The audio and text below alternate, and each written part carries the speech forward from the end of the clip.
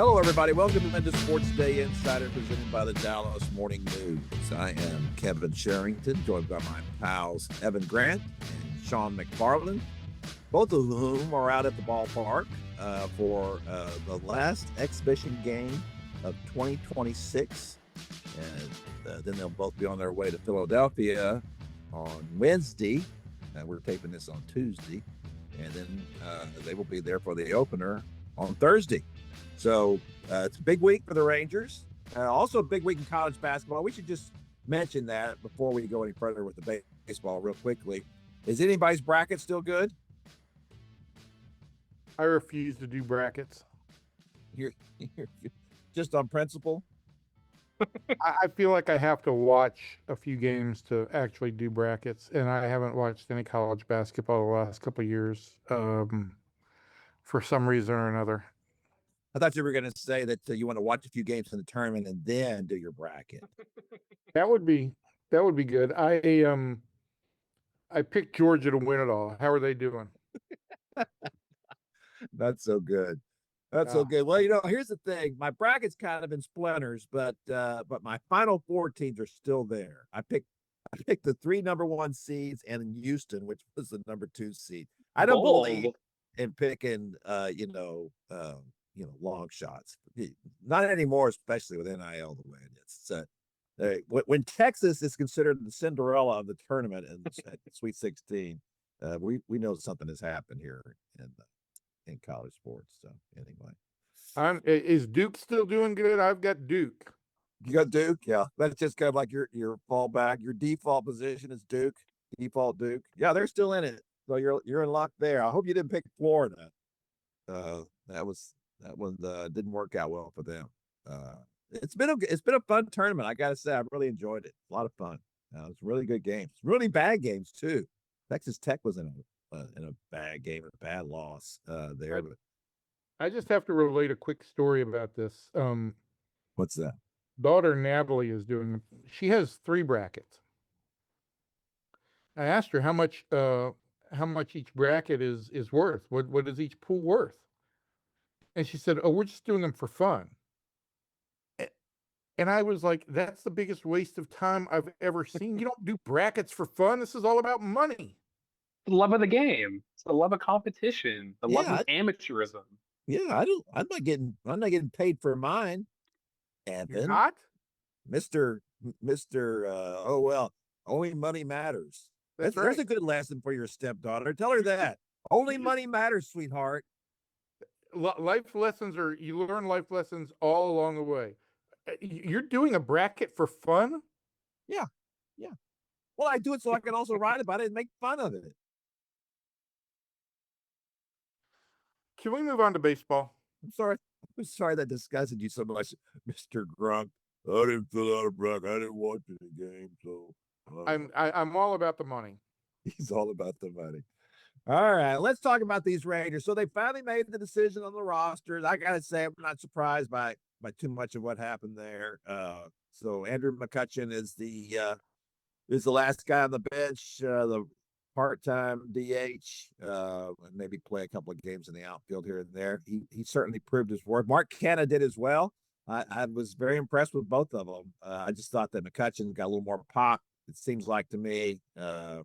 And I think they like the mix of a former big MVP with a good personality and a little edge to her, maybe over Mark Canha, who's a little more quiet. So would you say, Evan, that was probably some of their thinking? I think if there was a tiebreaker, that's one of them. I think the other thing that's probably more significant is McCutchen is historically a significantly better performer against left-handed pitching than Canha is.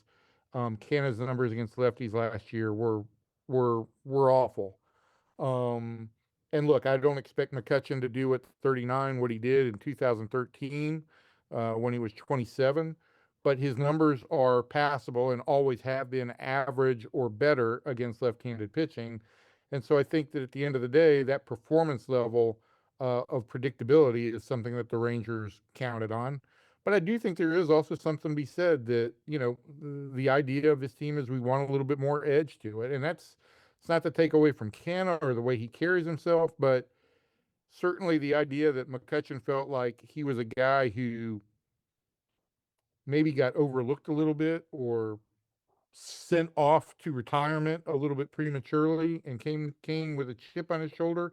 I think Chip and Skip and Chip and all the other Ips. Dip. Well, and you're Dip. So it's like Yep. Dip, Chip, and Skip. I love it. That's great.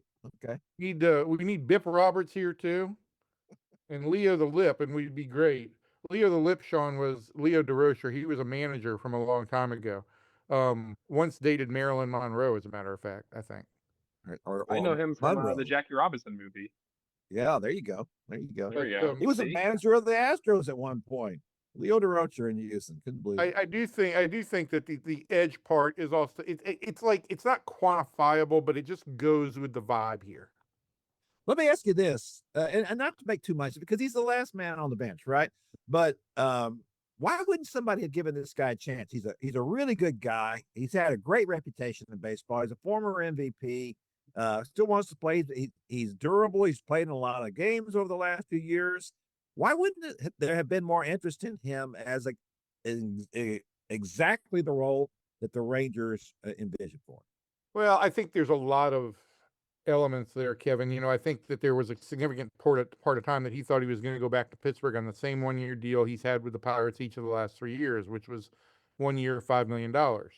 When that became not viable, and he finally realized that, even though he thought that he had walked away from a conversation with Bob Nutting, the owner of the Pirates, that things were moving in a positive direction, when it became untenable late in the offseason, I think he was, as you would expect, a guy with his resume, waiting on a guaranteed major league deal for 2.5, 3 million, with the ability to make that 5 million. When that didn't come, then all of a sudden you're left scrambling. So I don't know at what level I would have said, all right, I'm giving you a guaranteed contract versus clearly getting him on a minor league deal with a base, a guaranteed base now that he's in the big leagues of 1.5.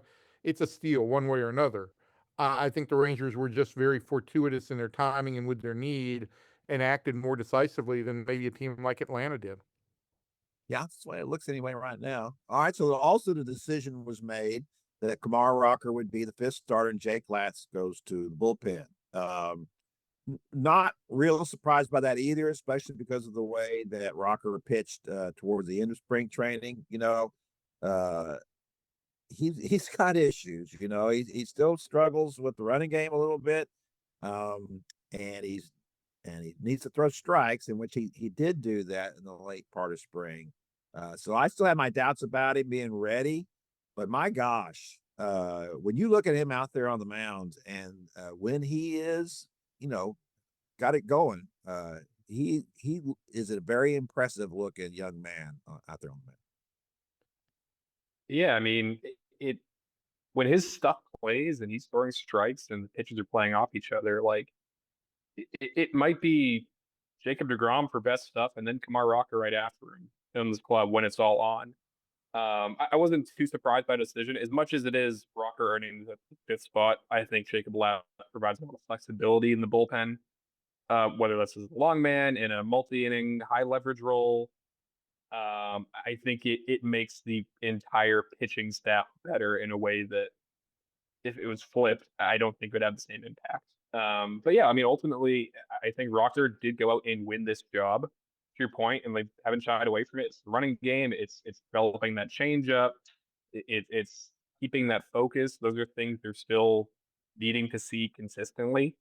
But the way he pitched his final few starts, he threw strikes. The velocity was up. The slider looked unbelievable. So as much as this does, I think, benefit the entire roster, I don't think you can say that this was handed to Rocker either. I think he did go out and show enough progress on the things they want to see. That progress isn't done yet, but he made steps in the direction that I think makes them comfortable with him in that fifth role.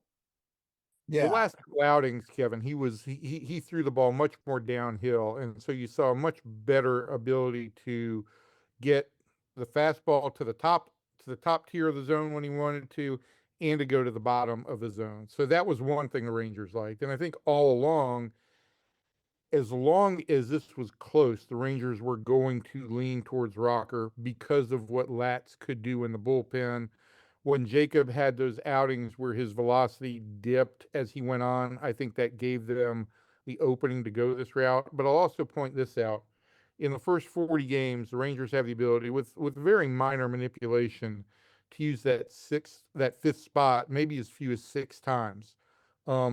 Conversely, if you're using Jake Latz out of the bullpen as kind of your Swiss Army knife, that guy might pitch 12 or 14 times in the first 40 games. And so you're getting more value out of that than you are perhaps out of that fifth spot.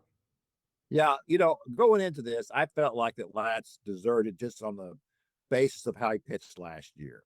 Looked really good. And but then, when I was out there, Evan, and you and I were talking to him after that one start, and where his velocity dipped, the third time around, and you could really see the case for why the Rangers would want to do this. I mean, it doesn't do a lot of good. There's a lot of fifth starters who don't go much further than the fifth inning anyway. But if you've got a guy that you are projecting, and the guy who's Rocker's 26 now, it's time for him to be out there, right? He's going to be what you think he is. Then at some point he's got to prove it on the mound. So I think this is probably pretty good for them as it is now, and the way the bullpen sets up too. That Skip Schumaker tell him everybody how he informed Carter Baumler that he had made the team. Oh, is this this part where we're supposed to talk like trained ponies? Trained ponies, yeah. Well, yeah. I haven't trained you well enough, clearly. Perform. Well, my job as the moderator is to ask questions and then y'all answer them. I know that that's a difficult concept for you at times, but anyway, so let's go with Shawn's take on this, since he's not quite as resistant. Shawn, what do you say? Perform, Shawn. About Carter Baumler. Look, I think he was their best reliever in spring. I mean, that's pretty, I think, pretty firm. And I think at the end of the day, and we can talk about what happened last night with the Skip giving him the news on the mound, which is great. And yeah, I think, as Evan has said, and it was a good capper to how spring training ended. But you look at what he did in spring. The curveball is really nasty. I think if you ask guys in that clubhouse, it's one of the best pitches in the entire roster. But if he can match that, throw that for strikes, and also have a mid-90s fastball he can throw for strikes, that's a real weapon in the bullpen. And it's not easy to carry a Rule 5 guy on your roster because of the limitations it brings. And, I think in choosing him over an optional reliever or someone that gives you more flexibility, like a Luis Curvelo, it's a sign that, and Skip had said this a few times in camp as he was going over roster decisions and what he's weighing, but it's about breaking camp with your best roster. And Carter Baumler, I think, represents a piece of their best roster because of what he can do that, few guys in that bullpen can. So I think if you just look at it from a roster building standpoint, from a player acquisition standpoint, getting him the Rule 5 draft or via trade after the Rule 5 draft, it's a good piece of front office work to go find a guy that can provide something in a bullpen that needed that kind of stuff. Yeah, and there was no way you could take a guy who pitched 9 scoreless innings in spring training as a Rule 5 draftee, or 9 innings without an earned run.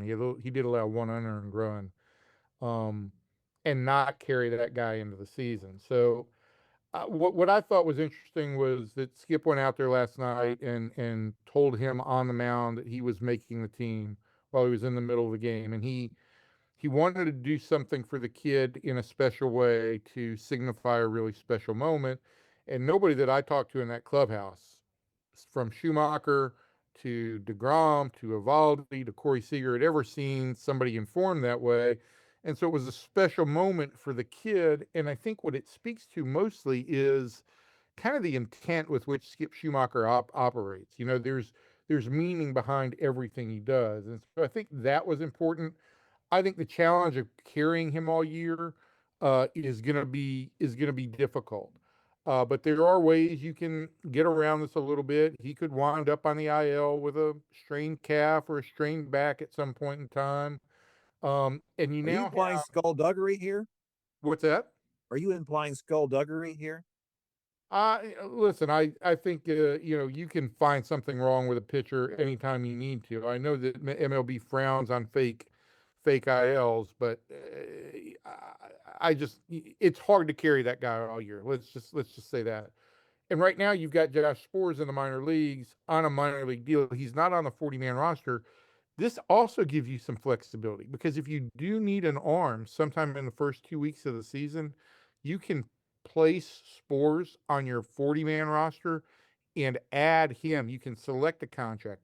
You cannot recall a player who has been optioned unless there's an injury. So if the Rangers run into a situation where they've got two arms just down from being worked hard and they've got to get an arm here, their only route to do it would be to call up Josh Sborz and select him.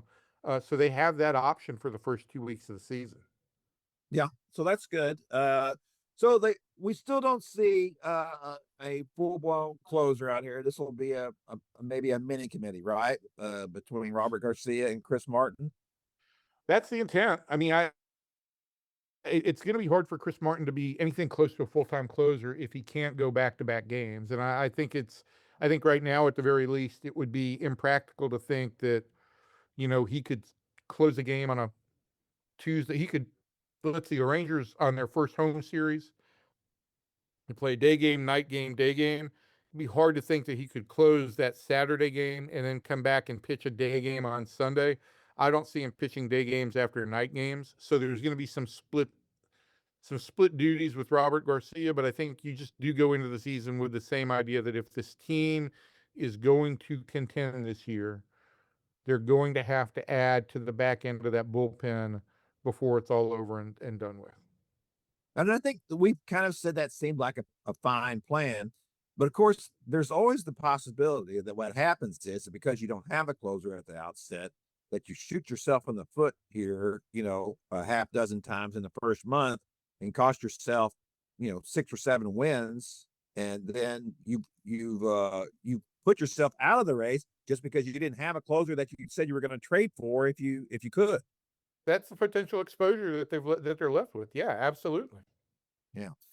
Well, this will be interesting to see how it works out. Of course, that's the thing. And I was telling somebody last night at dinner, I think that the Rangers can be competitive. I think that if their rotation holds up, and certainly if the bullpen holds up, and if they get any kind of hitting this year, then yeah, they can be a contender. But everything has to go right, and they have to stay healthy. And that's what happens with any team that goes anywhere in baseball, right? Did you have a nice dinner last night, Kevin? I had dinner last night without you. We went to Savvy's, had a little wine deal at their little wine thing at Savvy's last night. It's nice to see you had a nice dinner. We were out here at the ballpark. Were you really? Yeah. Well, I'm going to tell you something, man. The life of a columnist is just like as Steve Tiger Richardson once called me. He once called me a luxury line. He said that's they don't make it hard on the columnists. No, are you kidding? No, because we'll get mad and throw a big hissy fit, and then where would they be? Columnists throwing hissy fits. Can't have that. So let's back to this. Shawn, I want to discuss your the story. I believe you did that for our fine baseball section, which will be coming out shortly. But about who had the best pitches on the staff, and so don't break them all down, but just tell us who had what best pitch. Just start with that. I probably talked to 15 or 20 players in the clubhouse and pretty much just posed them, what are the best pitches of this team? And everyone's answer in order was Jacob deGrom's fastball and Nathan Eovaldi's splitter. And you really had to pry to get more than just that. And once you got into it, their eyes opened up, they looked in the clubhouse and lots of great submissions, a lot of great information that I got from that story. But it was pretty funny that it was, probably of the 20 guys I talked to, at least 19 and 20 immediately said Jacob deGrom's fastball, Nathan Eovaldi's splitter. And then someone on to say, deGrom's slider, deGrom's changeup. You went through his whole arsenal. But I think it's a good, it kind of represents the strength of this rotation, right? These two co-aces up top who, with DeGrom has unbelievable stuff in pinpoint command of this fastball, and Evaldi with the splitter that he just knows how to use in any count, in any situation, and he's so comfortable with it. In hitters alike, pitchers alike, they all talk about those two pitches, and they just kind of raved over how those guys operate, how those guys work. Yeah, I think Tyler Alexander said he watched the DeGrom bullpen. It's like it blows even veteran pitchers away watching him work. I think Evaldi described DeGrom as like it's like the state fair when you gotta throw the little dart at the balloon, or you gotta shoot a basketball through a comically small rim, and he's able to do that with his fastball. So it was fun to do that story. One, because we know from watching Jacob DeGrom and Nathan Evaldi how good they are from our vantage point, but getting to hear an entire roster of good hitters, good pitchers, experienced catchers really just kind of glow over how good those weapons are. It just kind of puts into perspective like that those two are really in a tier of their own. Not just on the roster, but even in a lot of cases league wide with what they're able to do. Yeah, no question about it. It was a fun story. And so, Evan, let me ask you this, because that brings up a great point. You've been covering the Rangers since 1997. I'm trying to think of all the pitchers that encompassed. Obviously, it was not in an era of Nolan Ryan. And, in the late 70s, the Rangers had some really good pitchers and guys who ended up in the Hall of Fame. Gaylord Perry, Burt Blyleven, Fergie Jenkins. Those were some really impressive pitchers who were terrific. Most of them at the end of their careers when they were here. I guess pretty much in all of those cases, they were pretty much at the Well, end. not Fergie. Well, Fergie pitched a little bit longer. That's true, but he had already an established career. Yes, but he wasn't established. And it's the same thing with both Evaldi and DeGrom as well. But in your tenure with the Rangers, has there been, and I think I know what you're going to say, has there been any pitcher who is as talented as Jacob DeGrom? No. So you would not even put Darvish in the same league? Darvish? I wouldn't put Cole Hamels. I wouldn't put Cliff Lee in the same league. I mean, Jacob DeGrom is a first ballot Hall of Fame talent. Now, it's been tainted a little bit by the amount of injuries he's gone through, but when he's on the mound, there's no doubt he's one of the top 5 pitchers in the league. And yeah, that includes counting Carrick Skubal and Paul Skeens. I mean, Jacob DeGrom is as good as anybody in the league. And look, Kevin, I mean, the focus of our whole special section that we'll run in Thursday's paper and is available mostly online right now is all about pitching. And Shawn broke down the individual pitchers things, but the story I wrote was about this is the Rangers pitching era. That this is the first time they've ever led the major leagues in rotation ERA, and this rotation could be the best rotation that they've ever had. It's very, very talented. With the one caveat being, can the two guys at the top stay healthy? Yeah, no question about that. Well, I did do a little, and part of that I contributed to this thing too. Although it kind of got out of hand. And next thing I know, it's 40 inches long, and I don't know. Well, there's a lot of travails to talk about. Well, I actually ended up writing mostly about why the Rangers have struggled so much with pitching. So I talked to Tom Grieve because Tom's been around forever and was as a player, as a farm director, as a GM, as a broadcaster, and Tom's just a great guy anyway, and always good to talk to.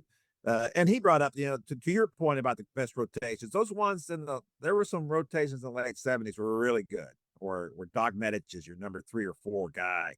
And so I think in that story, I did like a chart on what I ranked as like the top 5 rotations in history. And it was the 77 or 78 rotation that had, there was a rotation that had both Blyleven and Perry. Right. You had a rotation in the mid 80s when you had all those young guys that were just coming up. Edwin Correa, Bobby Witt at that point in time. I think Kevin Brown made his debut in 86, so he didn't pitch very much that year. And you still had Charlie at the top of the rotation. And then you go into like 2011 or 2011 for me with CJ Wilson and Colby Lewis and just the grit of that rotation. But in terms of talented pieces and high draft choices, there's nothing close to this. No, I don't think so either. And that's the thing about, well, that's why I stipulated a Hall of Fame talent or pure talent is Jacob deGrom, because of the point that you made is obviously he just hasn't pitched a lot. When he pitches, he's just unbelievable. And that's the thing that's striking about him is that he can be, out of the game for 6 months and come back and he looks just like bang. It's just good right away. It's just unbelievable.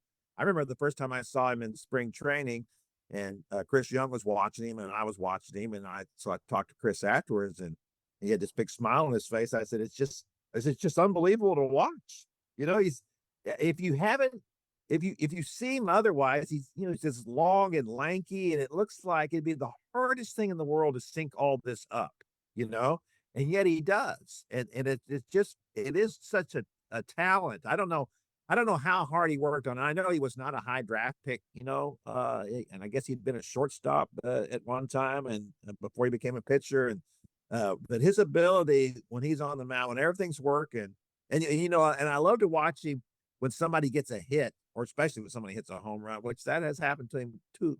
It happened to him too frequently last year. The look on his face, the disgust. It's like his thought is that no one should be getting anything off of him. I told him it's funny. I had gone back and looked at he gave up a decent number of home runs last year, and I was doing something on the home runs that he gave up, and I went back and I looked at video of every home run, and the reaction was the same: a spin around, hands on his hips, a scowl on his face, and then he motions for the ball. Yeah, his expectation is that nobody should possibly be touching the ball, and his expectations when he doesn't live up to his expectations, he's in a foul mood. Yeah, he is. All right, so we talked about the rotation, we talked about the bullpen and the guys that are making the team and all that. We haven't talked about the lineup. So we have in the past said what we think that the lineup will be. Give me Evan, give me your your lineup, and Shawn, if you disagree with any of that, just jump right in and tell Evan he's an idiot. With the regular lineup? Yeah, regular lineup. Here we go. Well, I asked Schumaker on Monday if he had a regular lineup, and he said no. But the first 4 spots are pretty much guaranteed with Nimmo, Langford, Seager, Berger. That's how they'll go. And then it'll start to get a little bit wonky after that. But I think right now they're leaning towards Josh Smith in the 5th spot, Josh Young 6th, Jock Peterson 7th, Higashioka 8th, and Evan Carter 9th. Now, again, when they face lefties, there will be some tweaking of that with Sam Haggerty in the lineup and potentially Ezekiel Duran and McCutchen. But if you go the way I just mentioned against right-handed pitchers, you've got extreme balance throughout the lineup. It makes it really tough for opposing managers to really pick lanes for their relievers. And I think the only surprising element of it is that you come out of spring with potentially Josh Smith hitting 5th among those lefties in the bottom half. I think that that's probably mostly because of that he is a lefty, right? He's just trying to get that in order. I mean, if you're and he's had a good spring and he's got a little bit of pop. I think that in a normal, if you were disregarding the left right, that Young would be your 5th place hitter if he is performing. Right? I'm sorry. I was receiving that whole thing, a most important text from the columnist who does work, Tim Kalishow. Wow. Well, he sees a text from Tim. Oh my gosh, Tim is texting me. I'm very surprised when he does, so I'm very excited. Tim, it's me, Evan. Oh my gosh. So what was your question again? I'm not even going back there. Shawn, what was his question? Shawn, you answer the question, Shawn. What do you think? You were listening. I think big picture, you look at the lineup, To Evan's point, I think the top four is pretty much in stone. I think it'll be interesting from 5 on what happens with the individual player, right? If you have Jock at 7 and Josh Young at 6 or Josh Smith at 5, those are 3 guys that are going to be very interesting to watch this season in terms of Josh Smith, how he maintains the second half. Josh Young, can he rebound effectively 2 bad seasons? Can Jock Peterson be a league average hitter, which he hasn't been since last spring training? I think that's when you talk about lineup changes and how this lineup will develop and progress over the course of the year. I think that 5 through 7 is really fascinating because just are you riding the hot hand? Are you sticking to that balance that Evan talked about? Are you flipping guys out? Are you how do you handle that? I think that bottom, that second, third, whatever you want to call it, of the lineup is going to be the most flexible, I guess. I don't know how you want to describe it, but it's going to be so determined on the individual seasons these guys have. And I think that'll be interesting to see the first month of the season, how guys come out and what they look like and how that impacts the lineup. Listen, I think you could stretch that up to 4. I mean, I don't think Yeah. Chip Berger is guaranteed to hit 4 all year, but I do think, when you start facing lefties and you start stacking more right-handers in there, you could certainly end up with a 5, 6, 7 that where you do string some right-handers together, where you do go to Josh Young 5th, Andrew McCutchen 6th, maybe even, that's a day where Duran plays, he hits 7th. And then you go Higashioka and Carter or Haggerty. So I think it's going to be interesting and deployed based on what Skip thinks is the best way to take advantage of both the starting pitcher that's an opponent that day, but also to create the most potentially intriguing matchups against their bullpen. And if a team is going to parade a bunch of right-handed relievers out there, the Rangers can one after another, start running their lefties that they've got, because they've got a full complement of lefties that would be sitting on the bench that day, to give them weapons against to neutralize that. So what's going to happen this weekend with Evan Carter? That is to me, that is the most fluid thing. If there's one thing where I didn't feel like the Rangers were completely on the same page, it was in hearing the explanations about how Evan Carter will be used. Chris Young said, we view him primarily as our everyday center field. He called him the primary center fielder, I believe was the phrasing. Primary everyday center fielder. But then he also said, there will be lefties that he doesn't play against. And Wyatt will play some center field. And so when it was all said and done, it sounded an awful lot like a kind of like a platoon to me. That's not being called a platoon, but I think it'll go based on the Rangers will give Carter some opportunities to play against left-handers. Some. He'll have to succeed against them. If he doesn't, then he's not going to play against lefties. Then it becomes the issue of, are you sliding Wyatt Langford over there once or twice a week, or all of a sudden are you sliding him over there 3 or 4 times a week? And that makes it a little bit more sticky. Do you then decide we're just going to play Wyatt Langford in center field every day instead of shuttling him around back and forth? I don't think it's particularly fair to Wyatt Langford to have him shuttle between left and center. But what everybody here tells me is Evan feels comfortable in center. Wyatt does not care one way or another. So potentially you have a low ego guy who's willing to just move around positions. And if that's the deal and it works, then the Rangers can roll with it and see what they get from Evan Carter against lefties and see if he can stay healthy. It was interesting to me that I think that I read that Chris Young said that when Sam Haggerty plays, that he'll be playing left field. He did not say he would be playing center field. And I think that Sam Haggerty could play center field on a part-time basis, and that'd be just fine. You just leave Wyatt in left field. But it made it seem like, no, we want to have our best guy playing center field, whether that's, Evan Carter or that's Wyatt Langford is our second choice. And we do not want to go with someone else in that situation. Yeah, I think it's the thing. And Evan, you sort of touched about this the lineup in terms of ordering this lineup and maximizing it to get the most out of that day's opponent, the starter, the bullpen, what have you. And I think that's something that Skip has said a few times over the course of spring about just his mindset and how he's wired in terms of, attacking the day in hand versus, in making sure you talk about the roster, right? Make sure you break camp with your best 26. And I think that's going to bleed into lineup management, into defensive alignment. That if Evan Carter is not playing, they view Wyatt Langford as their best option center field, so they're going to have him there. They still feel it. Yeah, they absolutely feel Yeah, it. and I think that that's I think maybe going to be something to follow this season with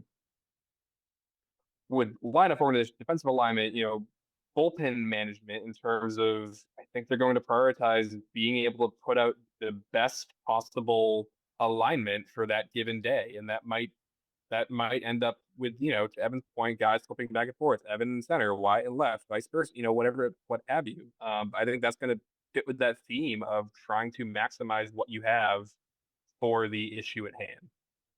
Okay.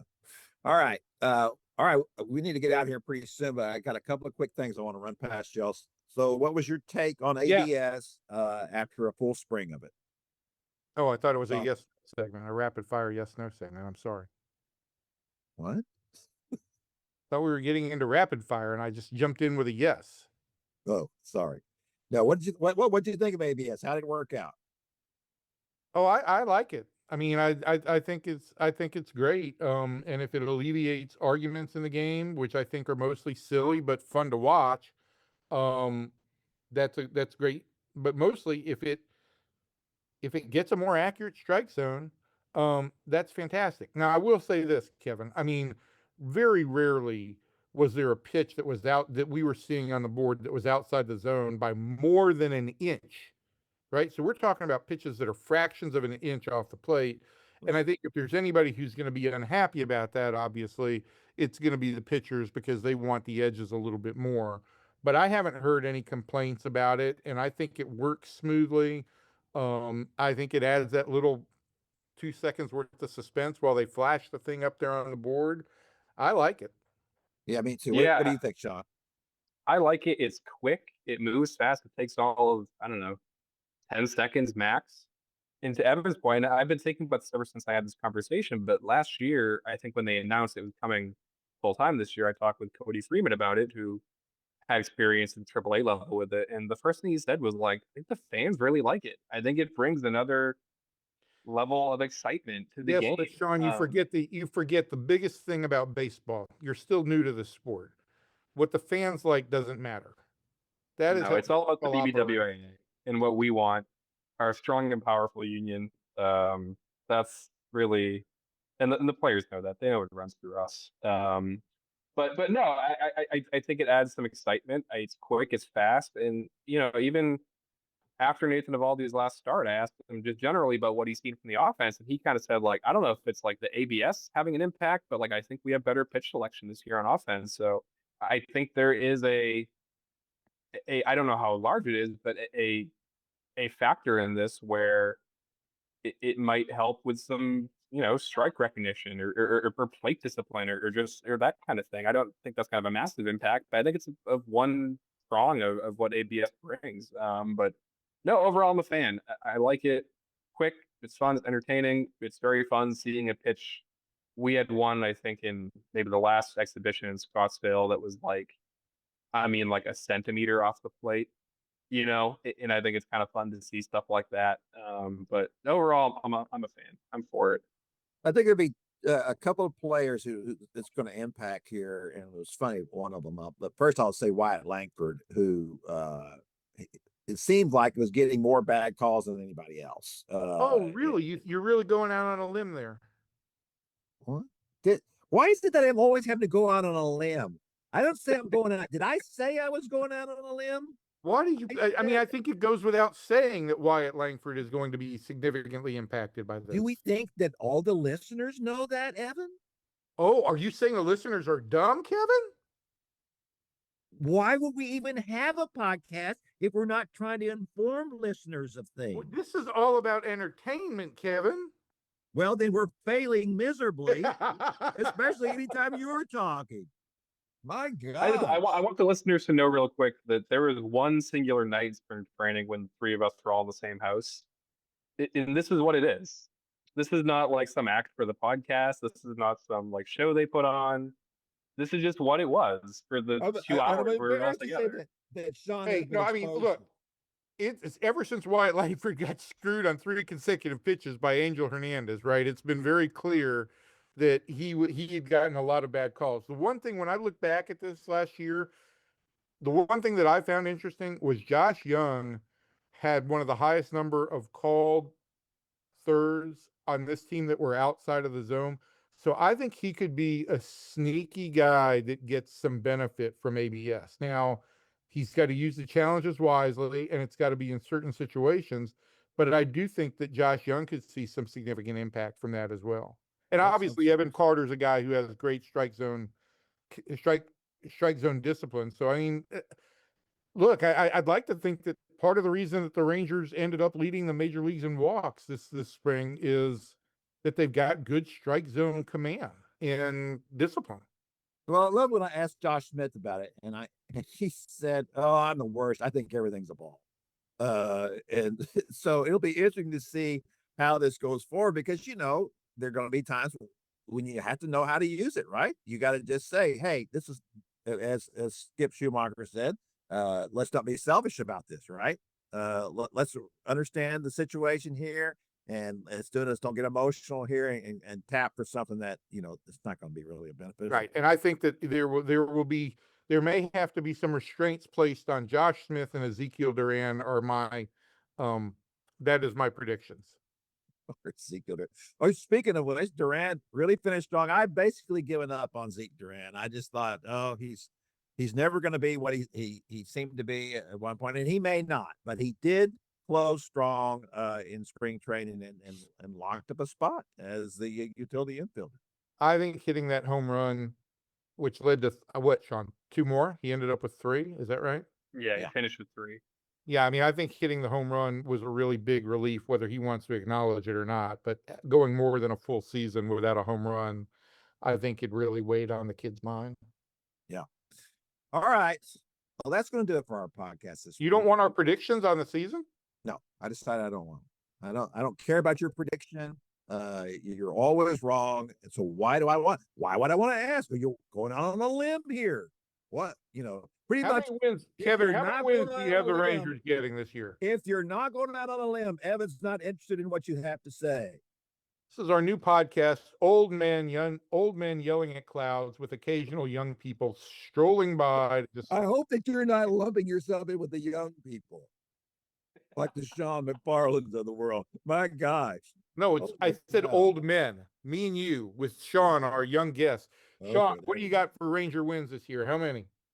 I said 86 in the last podcast we did. I'm going to stick with 86. I like that number. I think it's what I put in print for our predictions. So I'm not gonna waver from that. I feel good about that. Could go either way, but that's where I'm landing. Evan, didn't you say 102?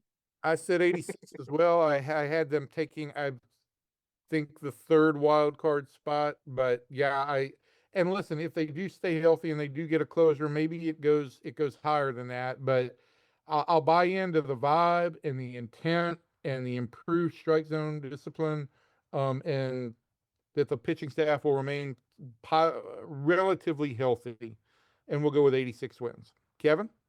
Every year, at the end of the year, I write a column in which I set myself on fire for all the stupid things I say and my things that I regret and the mistakes I made.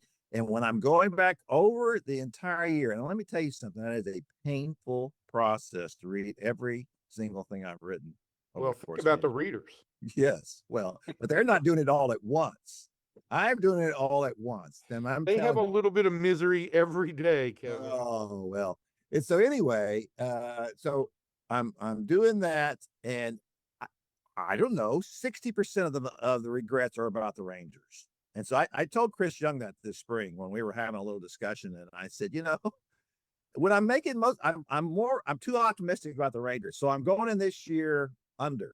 I'm doing the under here. So I'm going to say 82 wins for the Rangers. I'm going to say that they are not going to remain healthy. They remain the rotation was healthy last year. I don't think they can do that 2 years in a row.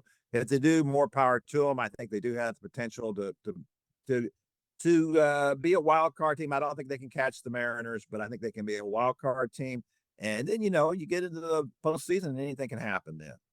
So I think the one thing I'm confident in saying is I don't see any way the Rangers finish the season with between 78 and 83 wins. I think that 1-5 win window is not likely. Only because if they're not playing well, they're going to trade off all their pieces and they're going to be a bottom feeder.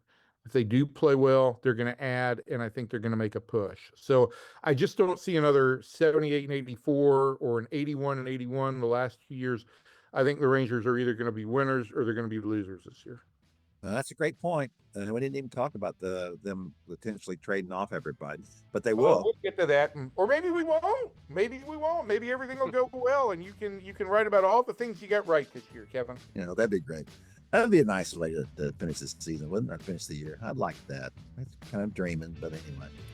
All right, that's going to do it for our podcast this week. We'll be back next week talking more, and they're going to have their home opener, and that'll be fun, and I'll be out there for that. So from everybody in here, baseball game, Shawn. Keep the seat warm. Can I at least finish what I'm going to say here and get out of here without being interrupted? I never get to finish with my wife, so welcome to my world. Thank God. From everybody in here to everybody out there, thanks, and we'll see you next time.